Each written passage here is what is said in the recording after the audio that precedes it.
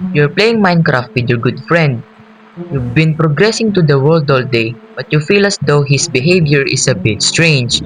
Then all of a sudden, you got a text from that friend's family. Your friend, he's dead. If I'm not playing with my friend right now, then who are you?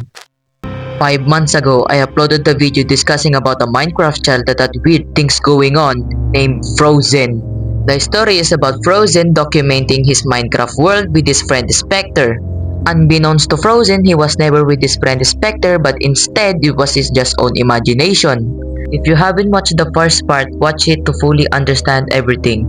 This is part 2 of Frozen.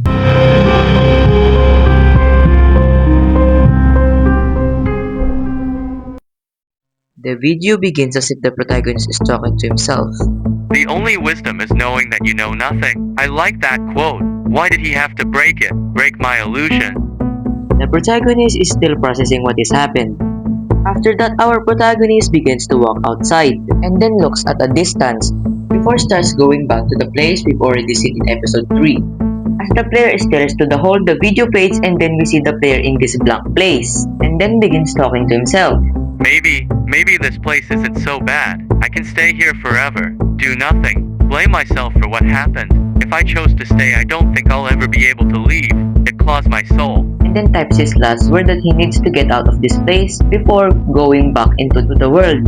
After that, he walks away terrified before the video comes to an end. Now going back to the description, I found some random bunch of numbers, but if we can translate it, it says for Steven. Now we finally have the protagonist's name, Steven.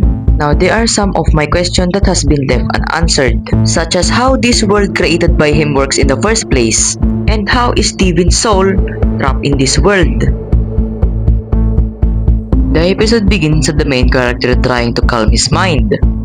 I know what I can do to calm the nerves. I can just go on adventure, find some loot. I'm gonna get my mind off this censored stuff.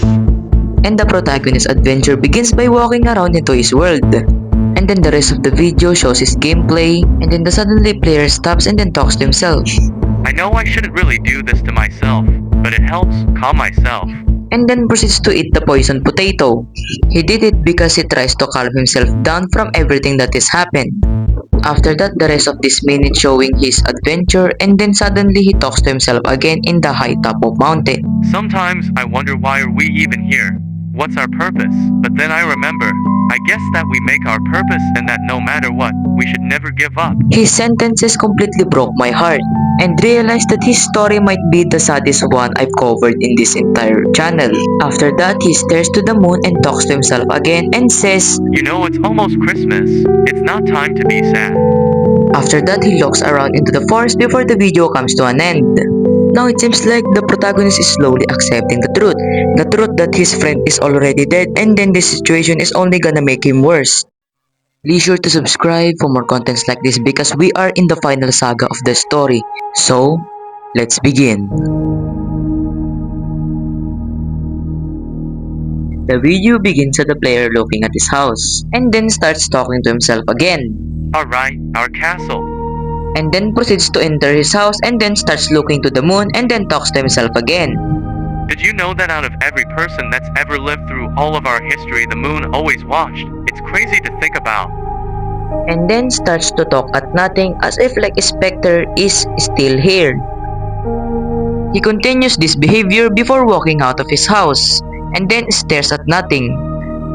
And then begins chopping birch trees and then talks at nothing again as if like Spectre is speaking to him. The video cuts and then suddenly we see the player in outside and it's raining. This maybe symbolizes his emotion because he created this place. And then begins to talk out of nothing. But as I observe carefully, we can find the pattern that says help me, he's watching me. What on earth does this message mean? Overall, I can't find the meaning behind of it, so we have to continue watching this entire video. The video continues as the player finds village, and then we see this strange structure that has been exploded. He asks Spectre if he was already there before, and we get nothing as a response. After a minute of terrorizing the villagers, Steven stops for a minute to talk to himself again. I have to stop this. It's honestly just sad at this point.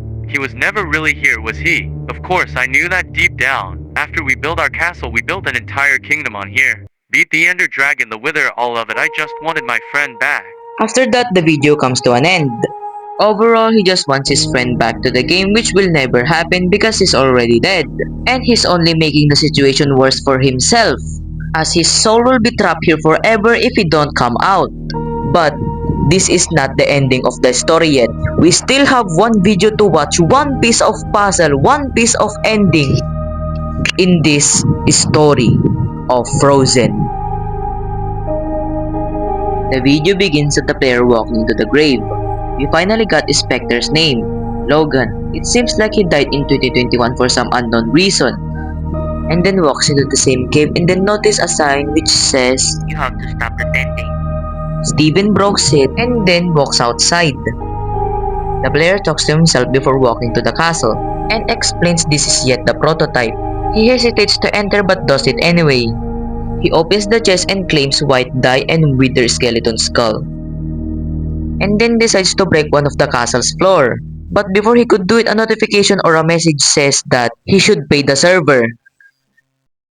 He excuses for forgetting to pay and then decides to break the floor anyway, which then takes us into an underground portal. Without a doubt, decides to enter the portal and then we see this bedrock place.